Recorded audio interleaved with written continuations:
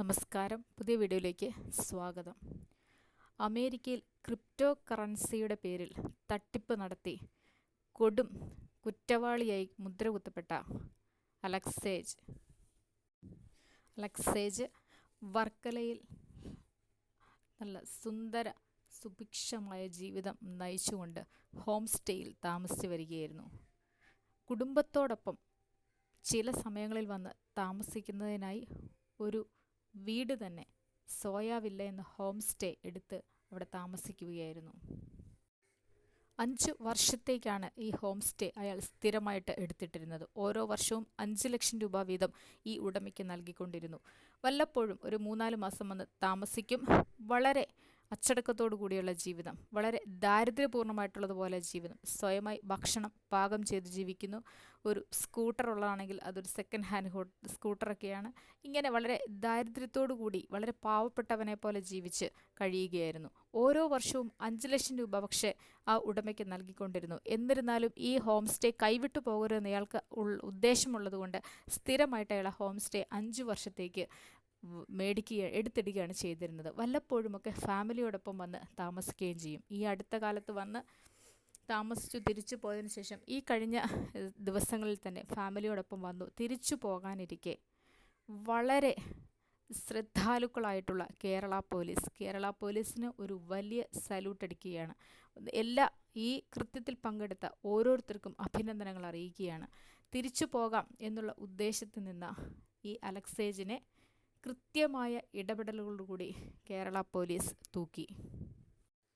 1.5 ലക്ഷം കോടി രൂപയുടെ തട്ടിപ്പ് നടത്തിയിട്ട് കേരളത്തിൽ വന്ന് യാതൊരുവിധ അറിയിപ്പുമില്ലാതെ യാതൊരുവിധ പ്രശ്നങ്ങളും നേരിടാതെ സുഖത്തോടുകൂടി ജീവിച്ചു വാഴുകയായിരുന്നു.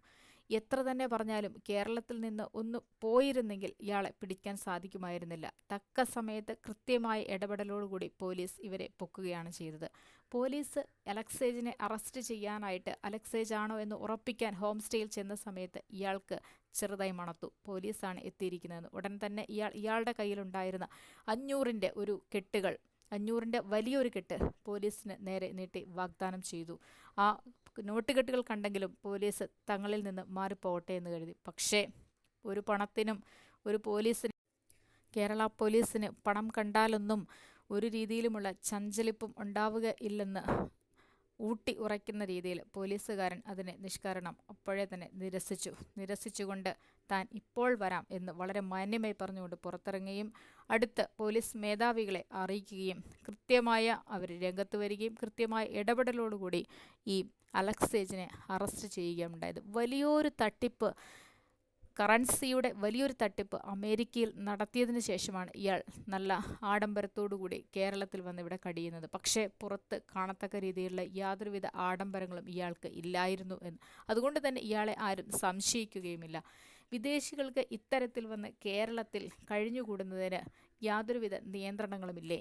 ഭരണകൂടം എന്തുകൊണ്ടാണ് ഇത് ശ്രദ്ധിക്കാതെ ഇരിക്കുന്നത്?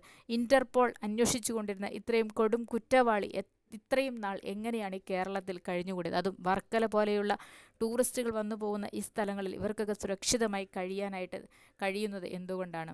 ഇവരുടെയൊക്കെ ഈ പുറത്തുനിന്നുള്ള വരുന്ന ആളുകളെ നിരീക്ഷിക്കുന്നതിന് പ്രത്യേക ഏജൻസികളൊന്നുമില്ലേ? ആർക്കും വന്ന് യഥേഷ്ടം താമസിച്ച് കുറ്റവാളികൾക്ക് പോലും യാതൊരുവിധ പ്രശ്നങ്ങളുമില്ലാതെ ഈ കേരളത്തിൽ ജീവിക്കാൻ കഴിയുന്നു എന്നുള്ളത് വളരെയധികം അതിശയോക്തി തന്നെയല്ലേ? കേരളത്തിലും ഇതിൻ്റെ മറവിൽ എന്തെങ്കിലും തരത്തിലുള്ള തട്ടിപ്പുകൾ നടത്തിയിരുന്നു എന്ന് അന്വേഷിക്കേണ്ടിയിരിക്കുന്നു. കാരണം ഇത് വലിയൊരു ശൃംഖലയായിരിക്കാം. ഇയാളുടെ പേരിൽ ഇതൊരു കമ്പനി ഉണ്ടായിരുന്നു. കമ്പനി നടത്തിക്കൊണ്ടിരുന്നത് ഈ അടുത്ത കാലത്താണ് അത് സ്റ്റോപ്പ് ചെയ്തത്. പലവിധ പ്രയാസങ്ങളും പ്രശ്നങ്ങളും കൂടി വന്നപ്പോഴാണ് ഇയാൾക്കത് സ്റ്റോപ്പ് ചെയ്യാനായിട്ടത്. കൂടെ കുറ്റവാളികൾ വേറെയുമുണ്ട്. കൂട്ടുകാർ ചേർന്ന് നടത്തിയ തട്ടിപ്പായിരുന്നു ഇത്. കേരളത്തിലും സമാനമായിട്ടുള്ള തട്ടിപ്പുകളോ മറ്റു രീതിയിലുള്ള ഏതെങ്കിലും കറൻസി ഇടപാടുകളോ ഈ കേരളത്തിൽ നടന്നിട്ടുണ്ടോ എന്ന് അന്വേഷണം നടത്തിക്കൊണ്ടേയിരിക്കുന്നു. പുറത്ത് വിട്ടിട്ടില്ലെങ്കിലും അന്വേഷണത്തിൽ ഇതൊക്കെ വ്യക്തമായി തെളിയും എന്നാണ് അറിയുവാനായിട്ട് കഴിയുന്നത്. കാരണം കേരളത്തിലെ പോലീസ് അത്രയ്ക്കും ജാഗരൂകരാണ്. അഭിനന്ദിക്കത്തക്ക രീതിയിൽ കേരള പോലീസ് വലിയൊരു കാര്യമാണ് ചെയ്തു വച്ചിരിക്കുന്നത്. കാരണം കേരളത്തിൽ നിന്നും വിട്ടുകഴിഞ്ഞാൽ ഇയാളെ പിടിക്കുക എന്നുള്ളത് അസാധ്യമായ കാര്യമായിരുന്നു. തട്ടിപ്പും വെട്ടിപ്പുമൊക്കെ നടത്തി കേരളത്തിൽ നല്ല സുന്ദരമായി ജീവിക്കാമെന്ന് ആരായിരിക്കാം ഇയാളെ ഉപദേശിച്ചിട്ടുണ്ടാവുക?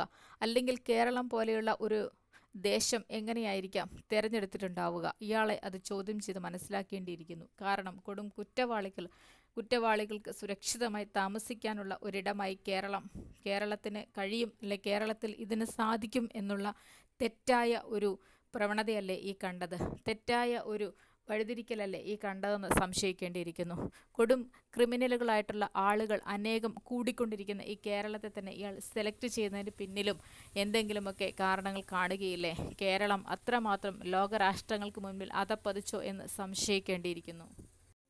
ആളുകളോട് വളരെയധികം സൗഹൃദത്തോടുകൂടി ഇടപെട്ടിരുന്ന ആളായിരുന്നു അലക്സേജിന് യാതൊരു വിധത്തിലുള്ള ക്രിമിനൽ പശ്ചാത്തലം ഉള്ളതായിട്ട് വർക്കലയിലെ ആർക്കും തോന്നിയിട്ടില്ല. കടകളിലൊക്കെ പോയി സാധനങ്ങളൊക്കെ വാങ്ങി വന്ന് സ്വന്തമായിട്ട് ഭക്ഷണമൊക്കെ പാകം ചെയ്ത് വളരെ മിതമായ ഒരു ജീവിതമായിരുന്നു നയിച്ചുകൊണ്ടിരുന്നത്. ഇത്രയും കോടിക്കണക്കിന് രൂപയുടെ തട്ടിപ്പ് നടത്തി കോടിക്കണക്കിന് രൂപ കയ്യിലുള്ള ഒരു വ്യക്തിയുടേതായ ആഡംബരങ്ങളൊന്നും തന്നെ ഇയാൾ ഇവിടെ കാഴ്ചവെക്കുകയുണ്ടായില്ല. അങ്ങനെയാണ് ഓരോ മനുഷ്യർ ജീവിക്കുന്നത്. തട്ടിപ്പും വെട്ടിപ്പും നടത്തി സ്വന്തം ജീവിതം ആഡംബരത്തിലേക്ക് കൊണ്ടുപോവുകയാണ്. ഇരയായി മാറിയിരിക്കുന്ന എത്രയോ മനുഷ്യർ വേദനയിലായിരിക്കും കഴിഞ്ഞിട്ടുണ്ടാവുക. എങ്കിലും അമേരിക്കയിൽ നിന്നും കൊച്ചു കേരളത്തിൽ വന്ന് ഇത്രയും വലിയ ഒരു കൊടും ക്രിമിനൽ ജീവിച്ചിരുന്നു, ഇത്ര നാൾ ജീവിക്കാൻ അയാൾക്ക് കഴിഞ്ഞിരുന്നു എന്നുള്ളത് ലേശം നാണക്കേടുളവാക്കുന്നത് തന്നെ ആണെങ്കിലും പോലീസ് തക്ക സമയത്തുണ്ടായ ഇടപെടൽ മൂലം ഇയാളെ അറസ്റ്റ് ചെയ്യാൻ കഴിഞ്ഞു എന്നുള്ളത് വളരെ അഭിനന്ദനാർഹമായി തോന്നുന്നു.